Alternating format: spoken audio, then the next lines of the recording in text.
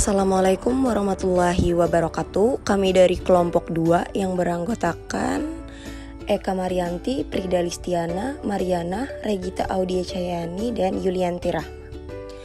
Kami di sini akan mempresentasikan tugas dari Ibu Tri Winindiasari Palupi, MPD. Kami akan membahas materi tentang dasar teori kepemimpinan dan kepemimpinan pendidikan. Kepada pemateri dipersilahkan. Dasar teori kepemimpinan. Pemimpin adalah seseorang yang dapat mempengaruhi perilaku orang lain dalam kerjanya dengan menggunakan kekuasaan. Kekuasaan adalah kemampuan untuk mengarahkan dan mempengaruhi bawahannya sehubungan dengan tugas-tugas yang harus dilaksanakan.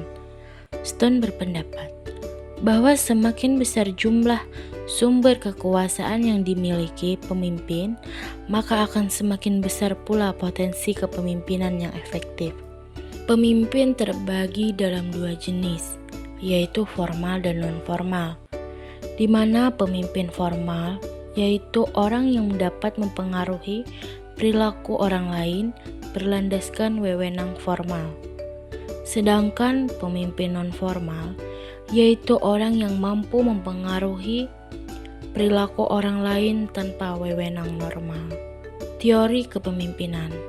Yang pertama, teori kontingensi. Yang kedua, teori kepemimpinan situasional. Yang ketiga, teori kepemimpinan transformasional. Yang keempat, teori transaksional. Yang kelima, teori perilaku. Yang keenam, teori kepemimpinan orang hebat. Dan yang terakhir, ketujuh, teori sifat kepemimpinan. Kepemimpinan dalam pendidikan. Kepemimpinan memiliki definisi yang sangat luas dan beragam. Secara sederhana, kepemimpinan dapat diartikan sebagai pelaksanaan otoritas dan membuat keputusan. Pengertian ini memiliki makna bagaimana seorang pemimpin mampu menggunakan kewenangan untuk menggerakkan laju organisasi melalui suatu keputusan yang dibuat. Di dalam kinerja, pemimpin pada hakikatnya adalah seorang yang mempunyai keterampilan untuk mempengaruhi orang lain dengan menggunakan kekuasaan.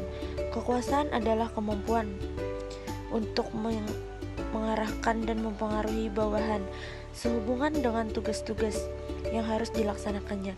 Semakin banyak jenis sumber kekuasaan yang tersedia bagi pemimpin, akan makin besar potensi kepemimpinan yang efektif. Strategi pengelolaan pendidikan. Pengertian pengelolaan peserta didik. Peserta didik adalah orang atau individu yang mendapatkan pelayanan pendidikan sesuai dengan bakat, minat, dan kemampuannya agar tumbuh dan berkembang dengan baik serta mempunyai kepuasan dalam menerima pelajaran yang diberikan oleh pendidiknya. Tujuan dan fungsi pengelolaan peserta didik. Tujuan manajemen peserta didik adalah mengatur kegiatan-kegiatan peserta didik agar kegiatan tersebut menunjang proses pembelajaran di lembaga pendidikan sekolah. Lebih lanjut, proses pembelajaran di lembaga tersebut. Sekolah dapat berjalan lancar, tertib, dan teratur sehingga dapat memberikan kontribusi bagi pencapaian tujuan sekolah dan tujuan pendidikan secara keseluruhan. Fungsi manajemen peserta didik adalah sebagai wahana bagi peserta didik untuk mengembangkan diri seoptimal mungkin, baik yang berkenan dengan segi-segi individualitasnya, segi sosial, aspirasi, kebutuhan, dan segi-segi potensi peserta didik lainnya. Supervisi pendidikan. Konsep dasar supervisi adalah segala bantuan dari pemimpin sekolah yang tertuju kepada perkembangan, kepemimpinan, guru-guru, dan personel sekolah lainnya. Di dalam mencapai tujuan-tujuan pendidikan, supervisi adalah suatu usaha menstimulasi, mengkoordinasi, dan membimbing secara berkelanjutan pertumbuhan guru-guru di sekolah, baik secara individual maupun secara kolektif, agar lebih mengerti dan lebih efektif dalam mewujudkannya. Seluruh fungsi pengajaran dalam dunia pendidikan di Indonesia perkataan supervisi belum begitu populer. Jenis-jenis supervisi pendidikan.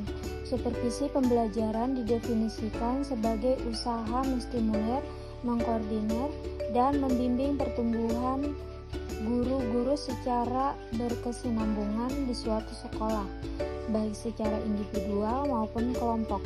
Agar lebih efektif melaksanakan fungsi pembelajaran, supervisi klinis pembahasan mengenai supervisi klinis dari berbagai buku cukup bervariasi.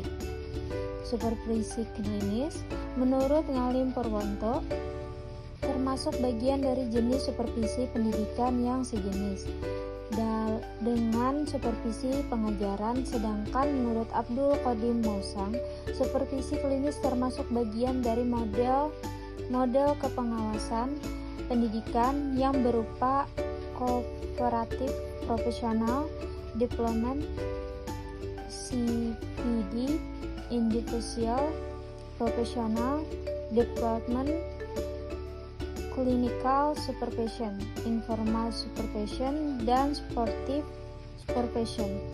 Beliau menuturkan supervisi klinis merupakan konversi antara pendekatan ilmiah dan pendekatan arsitek.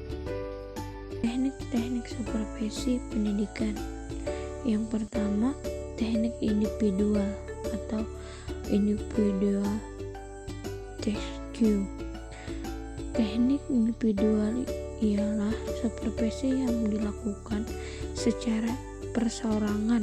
Teknik ini digunakan apabila masalah yang dihadapi bersifat pribadi, apalagi khusus atau secret.